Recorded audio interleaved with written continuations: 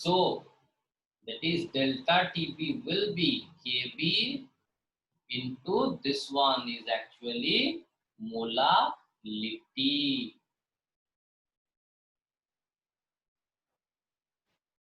सो इसीलिए ही Kb को हम बोलते हैं मोलाल एलिवेशन कांस्टेंट, इसीलिए ही Kb is denoted as molal elevation constant.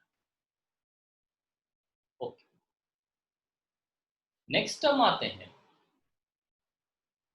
ये तो हो गया एलिवेशन इन बॉइलिंग पॉइंट। अच्छा हाँ, एक चीज मुझे बताना, आप सबने स्कूल में पढ़ा होगा कि बॉइलिंग पॉइंट होता क्या है।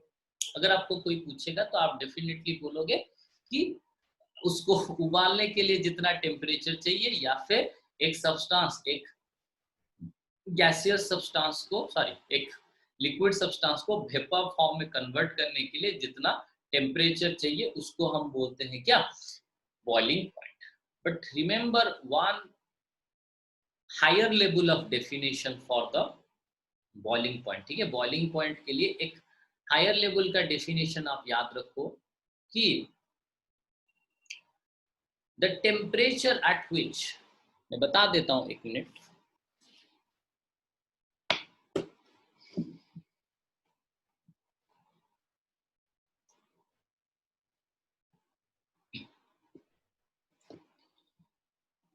अगर मैं वेपर प्रेशर को कंसीडर करूं कि देखो यहां पर कुछ वेपर फॉर्म हुए थे, वो प्रेशर डाल रहे हैं P0, यहां पर कुछ वेपर फॉर्मेशन हुए थे जो प्रेशर डाल रहे हैं P0, that is the vapour pressure. अगर मैंने नीचे से हीट देना शुरू किया, अगर मैंने नीचे से हीट देना शुरू किया, मतलब टेम्परेचर बढ़ाना शुरू किया, तो अगर मैंने टेम्परेचर बढ़ाना शुरू किया तो डेफिनेटली वेपर ज्यादा अमाउंट ऑफ फॉर्म होंगे, डेफिनेटली वेपर क्या होगा, कुछ ज्यादा अमाउंट ऑफ फॉर्मेशन होगा। अगर वेपर ज्यादा अमाउंट ऑफ फॉर्मेशन हुआ तो वेपर प्रेशर, वेपर ज्यादा हुआ तो वेपर का वजन भी ज्यादा होगा, मतलब वेपर प्रेशर भी ज्यादा आएगा। वेपर अगर ज्यादा हुआ तो वेपर प्रेशर भी क्या होगा, डेफिनेटली ज्यादा ही होगा। सो धीरे धीरे मैंने टेम्परेचर बढ़ाया तो वेपर प्रेशर भी बढ़ रहा है, टेम्परेचर बढ़ाया वेपर बढ़ा, और वेपर प्रेशर भी हमारा भैया बढ़ रहा है। हमने धीरे धीरे टेम्परेचर बढ़ाया, वेपर बढ़ा, एंड वेपर प्रेशर भी धीरे धीरे बढ़ रहा है। जो टेम्परेचर में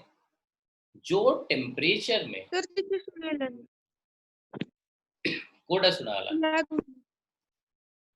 अच्छा मैंने बोला कि धीरे धीरे मैंने टेम्परेचर बढ़ाया तो वेपर फॉर्मेशन भी बढ़ जाएगा। धीरे धीरे अगर मैंने टेम्परेचर बढ़ाया तो वेपर फॉर्मेशन भी बढ़ जाएगा। अगर वेपर फॉर्मेशन बढ़ गया तो वेपर प्रेशर भी क्या होगा, बढ़ जाएगा। अगर वेपर फॉर्मेशन बढ़ गया तो वेपर प्रेशर भी क्या हो जाएगा, धीरे धीरे धीरे धीरे बढ़ जाएगा। सो आई कैन से, जब मैं टेम्परेचर बढ़ा रहा हूं तो वेपर प्रेशर भी क्या हो रहा है, धीरे धीरे धीरे धीरे बढ़ रहा है। दैट मीन्स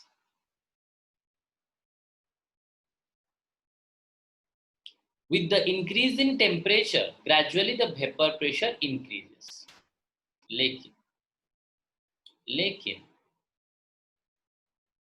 जिस टेम्परेचर में, मैं तो टेम्परेचर बढ़ा रहा हूं, वेपर प्रेशर भी बढ़ रहा है, जिस टेम्परेचर में इस सॉल्वेंट का जो भी वेपर प्रेशर होगा, जिस टेम्परेचर में ये सॉल्वेंट का जो भी वेपर प्रेशर होगा, वो माइंडफुली सुनो, जिस टेम्परेचर में सॉल्वेंट का जो भी वेपर प्रेशर होगा, मतलब वेपर जितना प्रेशर डाल रहा होगा, वो एटमॉस्फेरिक प्रेशर, दैट इज जो हमारा 1 atm है, एटमॉस्फेरिक प्रेशर के साथ सेम हो जाए तो, मतलब वेपर प्रेशर जिस कंडीशन में 1 atm के साथ सेम हो जाएगा, वेपर प्रेशर जिस कंडीशन में 1 atm के साथ सेम हो जाएगा, वही टेम्परेचर को, जिस टेम्परेचर में, the temperature at which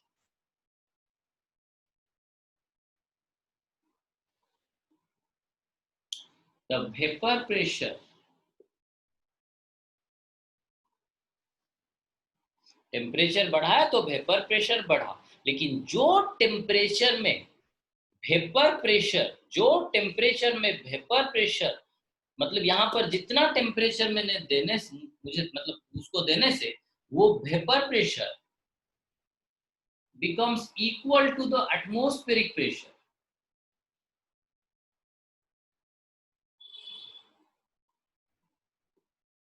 becomes equal to the atmospheric pressure.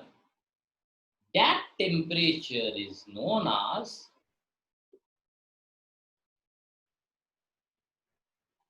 boiling. वही टेम्परेचर को हम बोलते हैं भैया ये है हमारा बॉइलिंग पॉइंट। चलो, ये हो गया आपका बॉइलिंग पॉइंट का एक नया डेफिनेशन। नेक्स्ट हम आते हैं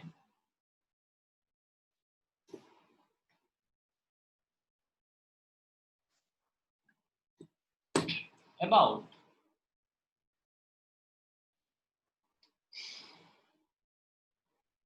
delta TP is equal to KB into molality मैंने लिखा था।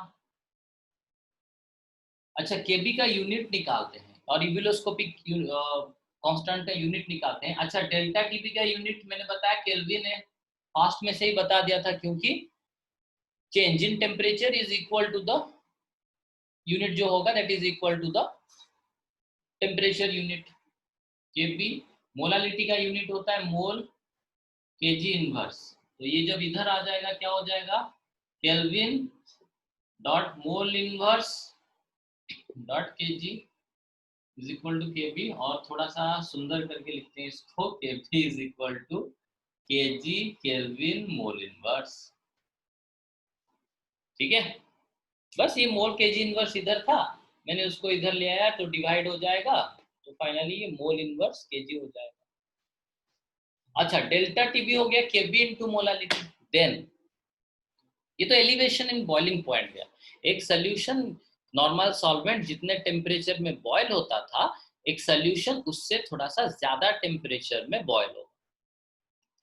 लेकिन फ्रीजिंग कांस्टेंट, फ्रीजिंग क्या है, ये तो बॉइलिंग पॉइंट के बारे में पढ़ लिया, लेकिन फ्रीजिंग पॉइंट क्या होगा। बॉइलिंग पॉइंट तो हमको पता चल गया कि प्योर सॉल्वेंट के कंपैरिजन में सोल्यूशन का बॉइलिंग पॉइंट बढ़ जाएगा, लेकिन प्योर सॉल्वेंट के कंपैरिजन में सोल्यूशन का बॉइलिंग पॉइंट क्या हो जाएगा, बढ़ जाएगा।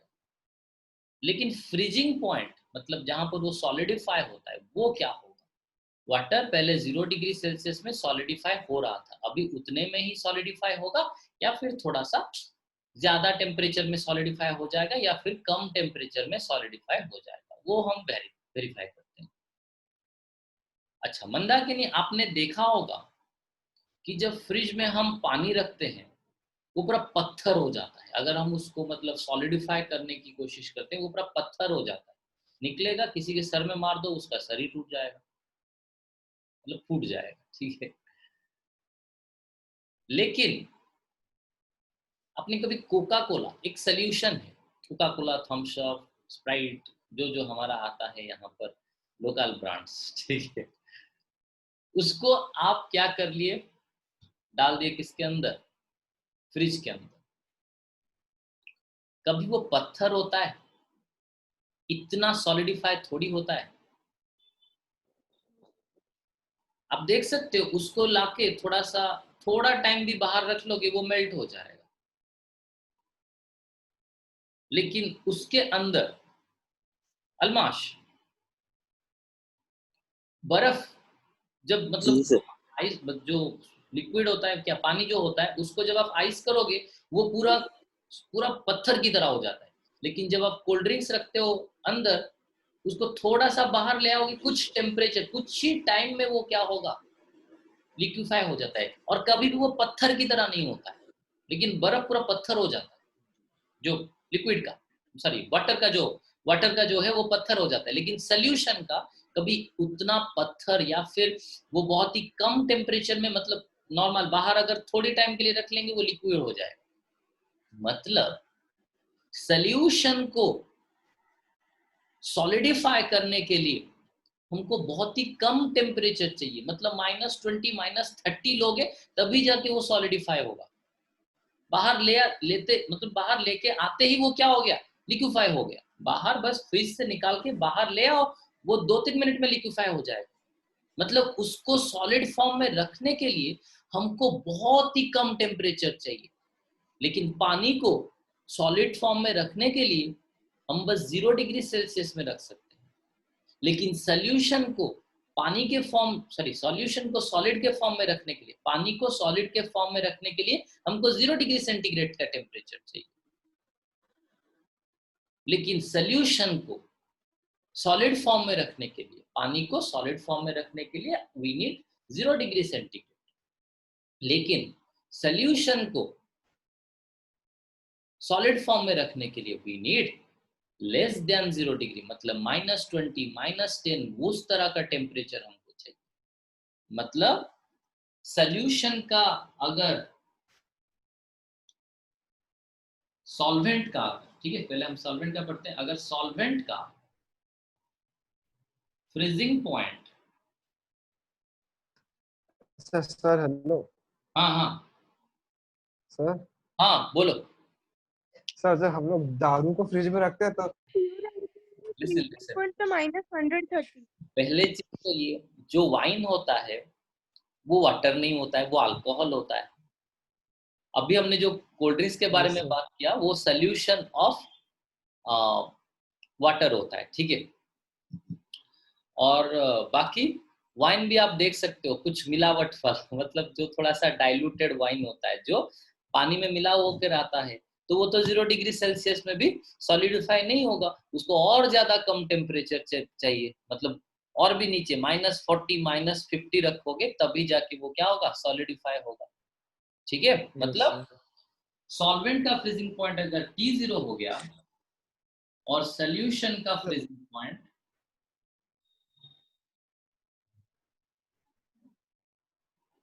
अगर TF होगा, हमने पढ़ा कि सोल्यूशन का फ्रीजिंग पॉइंट क्या है, कम है। सोल्यूशन का फ्रीजिंग पॉइंट क्या है, कम है in comparison to solvent. Solvent के कंपैरिजन में सोल्यूशन का फ्रीजिंग पॉइंट है क्या, कम है। सर तो डेफिनेटली यहां पर फ्रीजिंग पॉइंट हुआ क्या, कम हो गया, दैट मीन्स डिप्रेशन हो गया, कम हो गया। सो हम यहां पर बॉइलिंग पॉइंट के केस में हमने क्या पढ़ा था, एलिवेशन इन बॉइलिंग पॉइंट। यहां पर क्या पढ़ेंगे, डिप्रेशन इन फ्रीजिंग पॉइंट। यहां पर हम पढ़ेंगे depression in,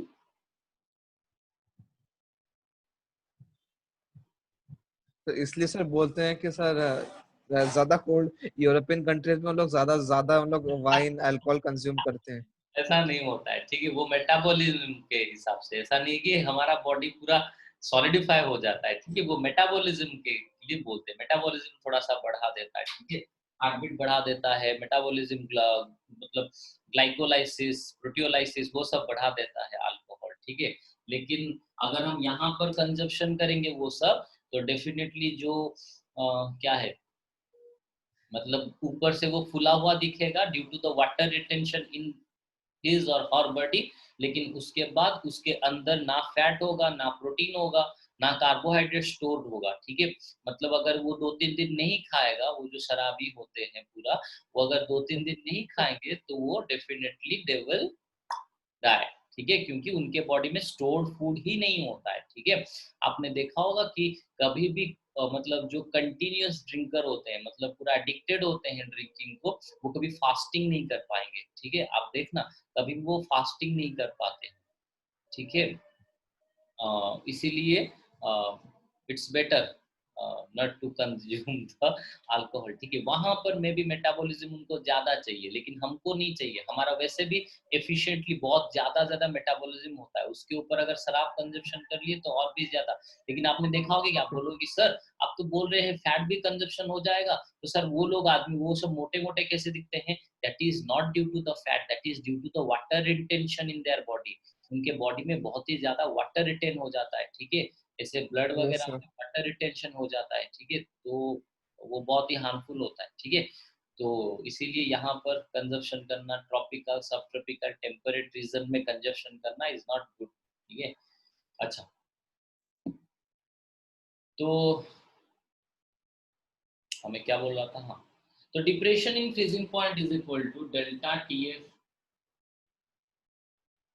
so delta T F is equal to, आपने देखा होगा ड्यूरिंग द रमजान टाइम कोई शराब नहीं पीते हैं, आपने देखा होगा ये, ठीक है, क्योंकि वहां पर तब फास्टिंग होता है ना बहुत ज्यादा। तो अगर हम कोई कंटिन्यूअस ड्रिंकर होगा और इट्स तो वो एक्चुअली फास्टिंग नहीं कर पाएगा। It's actually very white thing. आपने देखा होगा ये जो रास्ते में गटर में पड़े रहते हैं ना, वो उसमें यस सर। कोई भी इस्लाम का नहीं होता है, ठीक है। पहले सब हिंदू होते हैं या फिर क्रिश्चियन होते हैं, ठीक है, क्योंकि उनको कुछ फर्क नहीं पड़ता है, उनको कुछ फास्टिंग वगैरह नहीं करना पड़ता है, ठीक है। लेकिन इस्लामिक रीजन में वो रमजान का टाइम होता है ना, उस टाइम में रमजान के महीने में तो फास्टिंग करना पड़ता है ना, तो डेफिनेटली उस इसीलिए मतलब इस्लामिक रिलीजन में बहुत सारे मैक्सिमम लोग कोई शराब नहीं पीते हैं, ठीक है। और गटर में मना भी है sir. Sir according to Islam तो शराब पिलाई मना है सर। है, हाँ। बाकी ये जो गटर में पड़े रहते हैं वो एक्चुअली हिंदू ही होते हैं। Delta T F is equal to, that is T0 minus TF, depression in freezing point. So I can say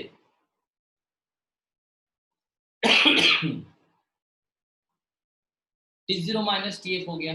अच्छा, अभी मैंने तो एलिवेशन इन बॉइलिंग पॉइंट आपको समझा दिया था, जैसे कि डेल्टा टीबी हुआ था केबी इंटू मोलालिटी, मोलालिटी, उसी तरह डेल्टा टीएफ भी होगा क्या, के F into molality. Delta TF क्या होगा, के एफ इंटू मोलालिटी। और जैसे आपने केबी का भी यूनिट निकाला था केजी केल्विन मोल इनवर्स, उसी तरह केएफ का भी निकलेगा केजी केल्विन मोल इनवर्स। और मैं अगर दोनों को डिवाइड भी कर लूं, this one will give rise to delta TB by delta TF is equal to KB by KF, ठीक है। सो वाटर का केएफ कितना है, कैम्फर हाईएस्ट उसका केएफ कितना है, वाटर का केबी कितना है, कैम्फर का केबी कितना है, और बाकी हाँ वही चीज, ठीक है। वो सब मैंने आपको दे दिया हुआ है कहाँ पर, नोट में already. And this is the completion of elevation in boiling point and depression in freezing point, ठीक है। और यहाँ पर केएफ को बोलते हैं, वहां पर केबी को तो बोलते हैं मोलार एलिवेशन कांस्टेंट, यहाँ पर केएफ को बोलते हैं उसी तरह मोलार डिप्रेशन कांस्टेंट, ठीक है, उसको हम बोलते हैं मोलार डिप्रेशन कांस्टेंट, ठीक है। हाँ, इंडिविजुअल क्लास जैसे आज है उसी टाइम में ही इंडिविजुअल क्लास होगा, ठीक है। हाँ अलमाश बोलो। अलमाश आपका वॉइस नहीं आ रहा है। नहीं अलमाश